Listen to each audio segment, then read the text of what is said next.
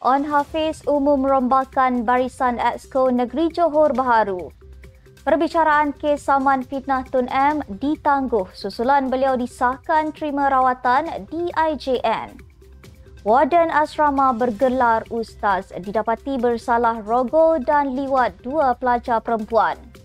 Sanusi akan rujuk Sultan Kedah berhubung 7 enakmen sama seperti Kelantan.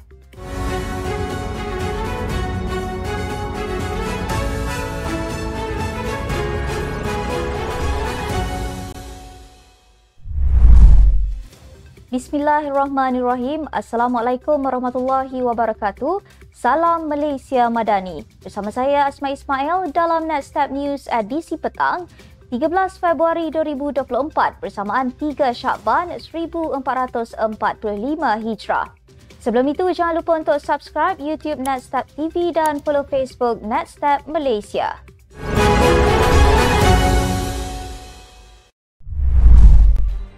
Menteri Besar Johor Datuk On Hafiz Ghazi telah mengumumkan rombakan Barisan Exco Negeri Johor menerusi laman Facebook beliau.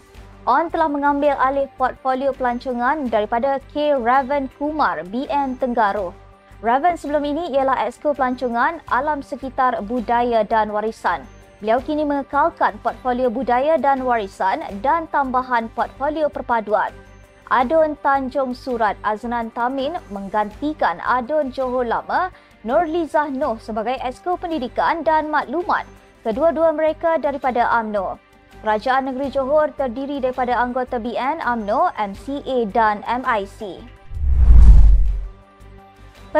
Perbicaraan kes saman fitnah Tun Dr. Mahathir Mohamad terhadap Timbalan Perdana Menteri Datuk Seri Ahmad Zahid Hamidi yang dijadualkan pada Selasa ditangguh kepada 19 Julai ini. Perkara itu diputuskan oleh Mahkamah Tinggi selepas bekas Perdana Menteri itu disahkan sedang menerima rawatan di Institut Jantung Negara IJN.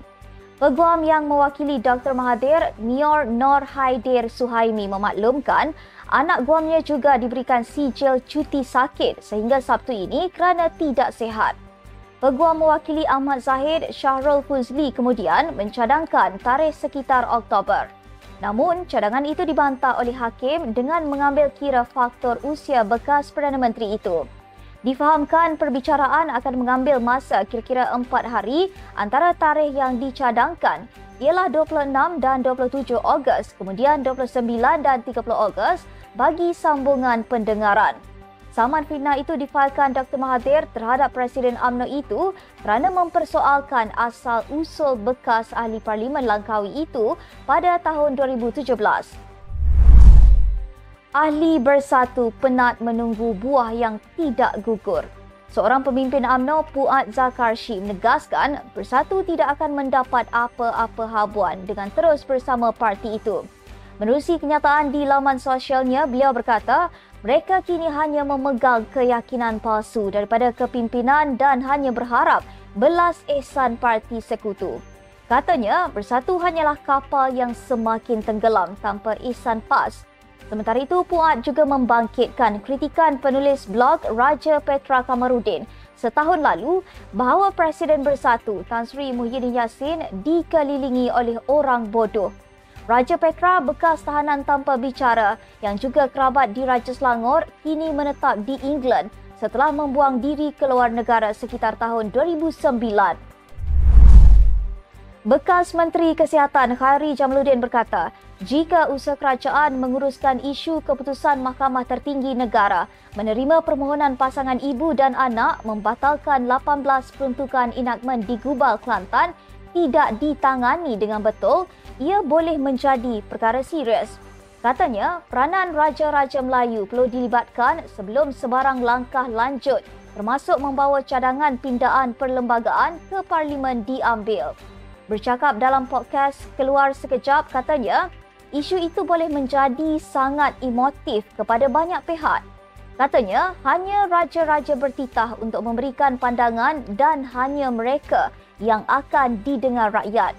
Pada 9 Februari lalu, 9 hakim bersidang untuk menyampaikan keputusan mereka terhadap petisyen difailkan peguam dari Kelantan, Nik Alin Zurina Nik Abdul Rashid bersama anak perempuannya Tengku Yasmin Natasha Tengku Abdul Rahman untuk memfailkan 18 pasal dalam Enakmen Kesalahan Jenayah Syariah Kelantan 2019. Seorang penyelidik memaklumkan saranan untuk menjadikan kampung baru Cina di Selangor sebagai tapak warisan UNESCO terus mengundang pelbagai pandangan. Menerusi laporan sebuah portal, pengarang dan pensyarah Institut Alam dan Tamadun Melayu ATMA, Faisal Tehrani, cadangan itu adalah sesuatu yang perlu disokong kerana ia merupakan langkah pelestarian sejarah untuk generasi akan datang. Katanya, tapak berkenaan mestilah mempunyai nilai universal yang tinggi dan memenuhi sekurang-kurangnya 1 daripada 10 kriteria pemilihan. Dia juga yakin kampung-kampung tersebut memenuhi sekurang-kurangnya 2 kriteria, iaitu memiliki tradisi kebudayaan yang unik dan ada perkaitan nyata atau secara langsung dengan peristiwa atau tradisi yang masih hidup. Memetik kampung moden di Melaka sebagai contoh, Faisal berkata, pewartaan itu akan memberi tapak itu status budaya yang signifikan yang akan menarik pelancong, penyelidik dan ahli sejarah.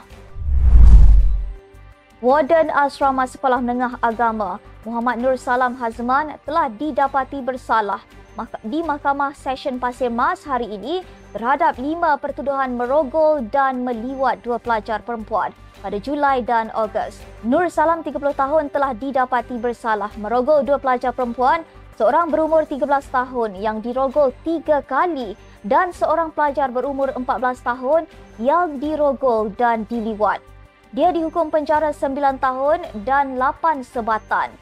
Bermula 5 Januari ini, pendakwaan dilakukan Timbalan Pendakwa Raya Muhammad Faizuan Sulaiman manakala tertuduh tidak diwakili peguam. Mengikut pertuduhan pertama hingga keempat, tertuduh didakwa merogol remaja berusia 14 tahun pada 3, 10, 17 dan 24 Julai di sebuah rumah di Wakaf Baru Tumpat pada jam 2.30 petang. Pendakwaan dibuat di bawah Seksyen 376-1 Kanun Keseksaan dan jika disabitkan kesalahan, tertuduh boleh dipenjarakan sehingga 20 tahun dan disebat. Menteri Besar Kedah memaklumkan kerajaan negeri akan merujuk Sultan Kedah memandangkan ada 7 undang-undang syariahnya mempunyai persamaan dengan 16 enakmen Kanun Jenayah Syariah Kelantan dibatalkan Mahkamah Persekutuan. Datuk Seri Muhammad Sanusi Maknor berkata, Sultan Salahuddin Sultan Badli Shah akan dirujuk dalam tempoh terdekat bagi menentukan sebarang tindakan lanjut.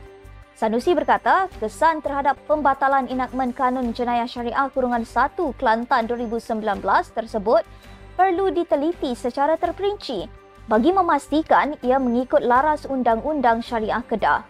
Jumaat lalu, panel 8 hakim dipengerusikan Ketua Hakim Negara Tengku Maimun Tuan Mat membenarkan petisyen dikemukakan peguam Nik Alin Zurina Nik Abdul Rashid dan anaknya Tengku Yasmin Natasha Tengku Abdul Rahman.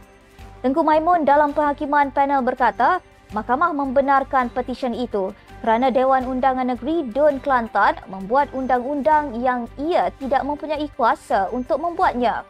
Keputusan berkenaan dicapai melalui penghakiman majoriti 8-1 di mana Hakim Besar Sabah dan Sarawak Abdul Rahman Sabli membuat keputusan berbeza. Sekian saja untuk edisi petang ini. Ikuti perkembangan semasa isu-isu panas politik Malaysia setiap hari hanya di Netstab News. Jangan lupa untuk follow Facebook Netstab Malaysia dan subscribe YouTube Netstab TV. Netstab Malaysia menjangkau informasi mengorak inspirasi. Saya Asma Ismail. Assalamualaikum dan salam sejahtera.